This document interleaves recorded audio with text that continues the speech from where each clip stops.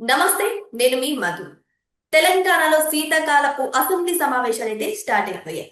అయితే గత 2 సంవత్సరాల నుంచి బయటికి రాని కేసీఆర్ ఏకంగా అసెంబ్లీకి వెళ్ళడం అయితే జరిగింది.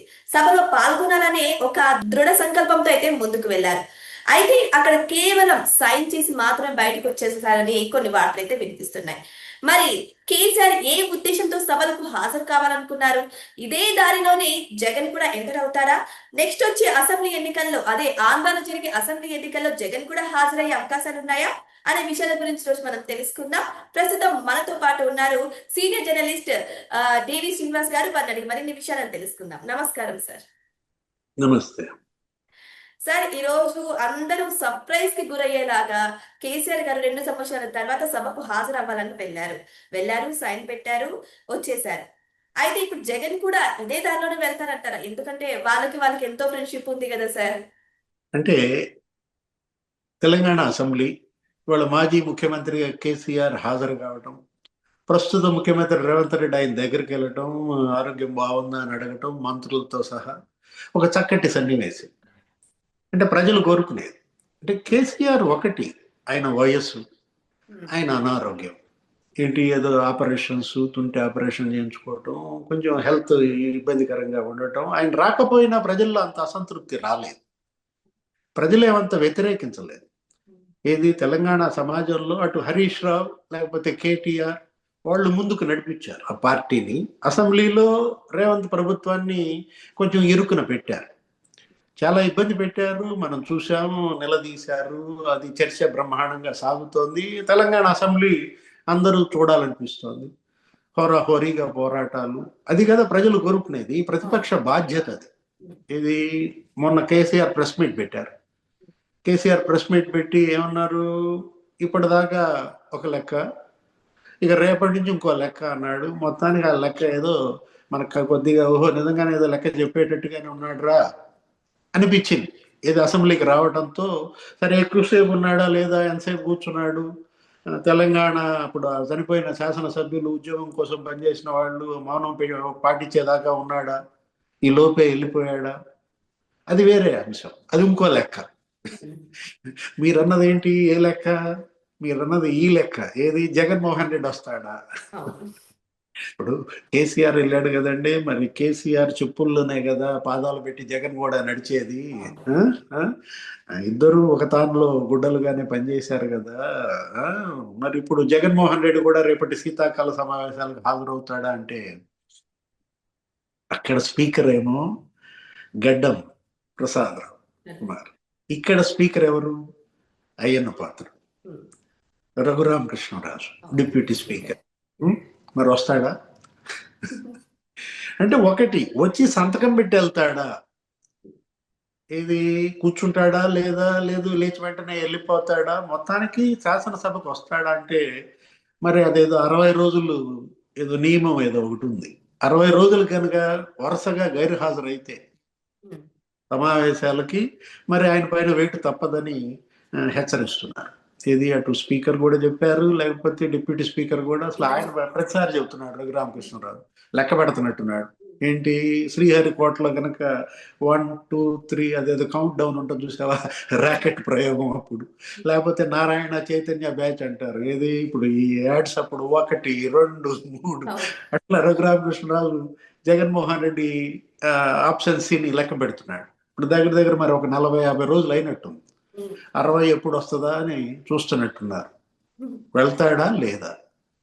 జనం వెళ్ళమనే కోరుకుంటారు.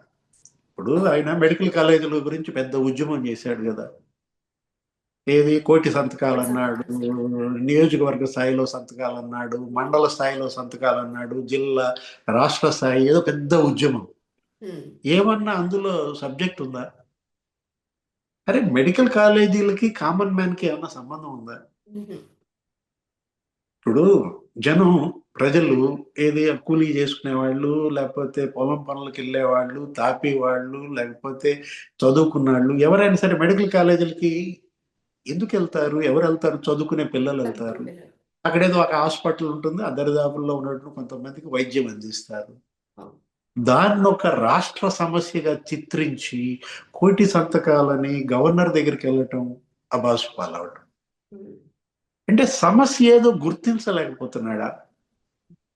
ఇప్పుడు రైతుల సమస్యలపై నువ్వు ఈ ఉద్యమం గనక చేపట్టినట్టయితే ఇంత బాగా కోటి సంతకాలు తీసుకుంటే ఆ మామిడి రైతులు పొగాకు రైతులు వెళ్ళావు కదా. ఇప్పుడు ఆ పొగాకు బేళ్లు తొక్కిచ్చేసావు. మామిడికాయలు నువ్వే నీ ట్రాక్టర్లు నీ కారు ముందు పోల్చుకుని తొక్కుంటూ పోయావు. అవే తీసుకెళ్లి మరి సంతకాలు పెట్టి చేసి గవర్నర్కి ఇస్తే ఎంత రైతులు ఇతని పట్ల ఆకర్షితులయ్యేవాళ్ళు. అరే జగన్మోహన్ రెడ్డి నోరు తెరిస్తే రైతు మంత్రం చెప్పిస్తున్నాడు, మొన్న మన పొదిలు వచ్చాడు, పొగాకు బెళ్ళు తొక్కిచ్చాడు, బంగారుపాలెం మార్కెట్ యార్డుకు వచ్చాడు, మామిడికాయలు తొక్కిచ్చి పారేశాడు అని రైతులంటూ కొంత చర్చ జరిగేది కదా. నీ పై వాళ్ళు ఆకర్షితులు అయ్యేవాళ్ళు, నీ పార్టీకి ఏమన్నా నిలబడేవాళ్ళు. అలాంటి సమస్యలు అతను టేకప్ చేయడు. లేదు, యువత, నిరుద్యోగం, ఉపాధి, ఉద్యోగాలు వాటి మీద ఉద్యమాలు చేయకుండా ఇతనేంటి అసలు మనం అంటున్నది అదే. సరే ఇప్పుడు చేసావు కదా ఇన్ని, ఇప్పుడు ఏదో ఆందోళన చేశాడు, రైతు దీక్ష అన్నాడు, లేకపోతే పోరు విద్యార్థి పోరు అన్నాడు, రకరకాలుగా చేశాడు ఫీజు రీయింబర్స్మెంట్ మీద. వాటన్నిటి గురించి రేపు సభకి వెళ్ళి మాట్లాడు. ఇప్పుడు మెడికల్ కాలేజీల గురించే మాట్లాడు మనమ్మా. శాసనసభకి వెళ్ళి మాట్లాడితే ప్రైవేటీకరణ పైన వాళ్ళు ఏ సమాధానం చెప్తారో తెలుస్తుంది. లేదు, ఇప్పుడు వీళ్ళు ఉన్నారు కదా, ఈ రౌడీలు గుండాలు వాళ్ళు పడుతున్నారు కదా, నడి రోడ్డు మీద నడిపిస్తున్నారు కదా. ఇప్పుడు తెనాల్లో మాట్లాడా నువ్వే వెళ్ళి ఆ గంజాయి మాఫియాకి మద్దతుగా, రైట్, గంజాయి అమ్మితే మీరు అరెస్ట్ చేస్తారా, నడి రోడ్డు మీద కొడతారా, చంద్రబాబు నిన్ను కూడా కొడితే ఏం చేస్తావు నడి రోడ్డు మీద, ఆ మాటలే రేపు అసెంబ్లీలో మాట్లాడు. శాసనసభకి వెళ్ళటం నీ బాధ్యత, ప్రజలు ఇచ్చిన బాధ్యత. నీ నియోజకవర్గం గెలిపించింది నిన్ను. పులివెందుల అంటే 30,000 మెజార్టీ నీకు తగ్గితే తగ్గచ్చు. అంతకుముందు 90,000 మెజార్టీ వచ్చిందమ్మా, మొన్న 60,000 మెజార్టీ వచ్చింది. అంటే 30,000 మెజార్టీ తగ్గితే ఎలవా? ఇప్పుడు గెలిచావా లేదా? జగన్ పులివెందుల్లో ఓడిపోయాడా గెలిచాడా? గెలిస్తే సభకి వెళ్ళాలి, సభకి వెళ్ళకపోతే ఓడిపోయినట్లు లెక్క. అంటే అతను ఓడించుకుంటున్నాడా? ప్రజలేమో ఎమ్మెల్యేగా గెలిపిస్తే నాకొద్దంటాడు, ఆ ఎమ్మెల్యే గిరి నాకొద్దంటాడు, రాజీనామా చేయి, అది చెయ్యడు. అంటే ఇప్పుడు పులివెందుల ఎమ్మెల్యే సభ్యత్వానికి రాజీనామా చేస్తే ఓడిపోతానని భయమా? 11 మంది రాజీనామా చేసేయండి సభకి వెళ్ళకపోతే. నువ్వు చెడింది కాక మిగతా 10 మందిని చెడగొడతారు. ప్రజల కోసము సభకెళ్ళి మాట్లాడితేనే కదా సార్ తన నియోజకవర్గానికి ఏం అవసరము ఏంటనేది తెలిసింది. ఇలా కామ్గా ఉండి సభకి వెళ్ళను అని మారం చేస్తూ కూర్చుంటే మరి ప్రజానాయకుడు ఎలా అవుతారు సార్? అంటే ఇప్పుడు ఆయన చేపట్టిన ఉద్యమాలు ఉన్నాయి కదా. మామిడి రైతుల గురించి మాట్లాడు. నిన్న మీ సాక్షిలో వచ్చింది కదా, 350 కోట్లు ఇస్తానన్నావు, ఇవ్వలేదు ఏంటంటే నిన్నది. పొగాకు రైతుల గురించి మాట్లాడు. మిర్చి ఘాట్ దానికి వెళ్ళాడు కదమ్మా, గుంటూరు మిర్చి యార్డుకి వెళ్ళాడు కదా, మిర్చి రైతుల గురించి మాట్లాడు. ఇప్పుడు ప్రెస్ మీట్ లో మాట్లాడిందే అసెంబ్లీలో మాట్లాడు. అబ్బే ప్రెస్ మీట్ లో ఇచ్చినంత సమయం నాకు అక్కడ ఇవ్వరు అంటాడు. నువ్వు వెళ్తే కదా తెలిసేది ఇస్తారో లేదో. నువ్వు నోరెత్తితే కదా తెలిసేది ఎక్కువ సమయం ఇస్తారా, తక్కువ సమయం ఇస్తారా, బెల్లు కొడతారా లేదా. అంటే భయపడుతున్నావా సభకి వెళ్ళడానికి? నామోషియా? నాయకుడికి నామోషి ఏంటమ్మా? నామోషి వదిలేసినాడే నాయకుడు కదా. మీరు ప్రజా జీవితంలోకి వచ్చారంటే అన్నిటినీ భరించాలి కదా. ఇప్పుడు జైలుకి వెళ్ళారు, జైలుకి వెళ్ళాను కాబట్టి నామోషియా? నువ్వు జైలుకి వెళ్ళి బయటకు ఎలా వచ్చావు? 16 నెలలు చెంచలు కూడా జైల్లో ఉండి నామోషి పడ్డావా? తలకాయ ఉంచుకుని బయటకు వచ్చావా? సిగ్గుపడుతూ వెళ్ళిపోయావా? కాదే, పెద్ద ఊరేగింపు పెట్టావు, నమస్కారాలు పెట్టావు. అరే అసలు మామూలుగా నా భంగిమలు. అయినా ప్రజలు నిన్ను గెలిపించారు, ముఖ్యమంత్రి చేశారు కదా. ఇంకా నామోషి ఏంటి? అంటే ఇతనికి తోచదు, ఒకటి చెబితే వినడు. అంటే ఏంటి అసలు? ఒక మూర్ఖత్వమా, మొండితనమా? నాయకుడికి ఉండదగిన లక్షణాలు కావు. ఇప్పుడు కేసీఆర్ ఉన్నారు, ఇప్పుడు మీరు ఇందాక అన్నారు తెలంగాణ అసెంబ్లీ. ఇవాళ మరి ఆయన ప్రెస్ మీట్ పెట్టాడంటే అసలు జనం అసలు మీకు టీవీలు అసలు అతుక్కుపోయి చూస్తారు. ఎందుకు ఎలా ఉంటుంది అసలు? మంచి చిరంజీవి సినిమానా, లేకపోతే ఎవరు పవన్ కళ్యాణ్ సినిమా, లేకపోతే బాలకృష్ణ, ఈ సినిమాలు అతుక్కుని చూస్తారో లేదో తెలియదు కానీ తెరకి కేసీఆర్ ప్రెస్ మీట్ పెట్టాడంటే మాత్రం మొత్తం విలేకరులు కాదు, అసలు నాయకులు కాదు, ఆయన ప్రత్యర్థులుగా జనం అంతా చూస్తారు. ఎవరిని తిడతాడా, ఎంత బాగా తిడతాడా, అది తిట్టేది ఎంత రంజుగా ఉంటుందా.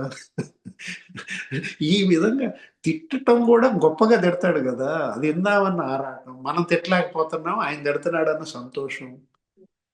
ఇది ఇప్పుడు మరి రేపొద్దున నుంచి వెళ్తాడా లేదా అది వేరే విషయం. ఏది జగన్ లాగానే ఆయన కూడా సంతకం పెట్టేసి వెళ్ళిపోతాడా, లేకపోతే కంటిన్యూస్గా ఇప్పుడు తెలంగాణ అసెంబ్లీ రేపు 7 దాకా కొనసాగిస్తామంటున్నారు. ఒక 3 రోజులు సెలవులు ఇచ్చారు. ఆ? అదే ఈ కొత్త సంవత్సరం మళ్ళా జనవరి 7. మరి వాళ్ళేమో కేటీఆర్ 15 రోజులు జరపాలంటున్నాడు. జరుపుతారు, మీ నాన్న రమ్మని అంటాడా? ఈయన ఒక రోజుకే పరిమితం అవుతాడా? కేసీఆర్ మొత్తం కంటిన్యూ అవుతాడా?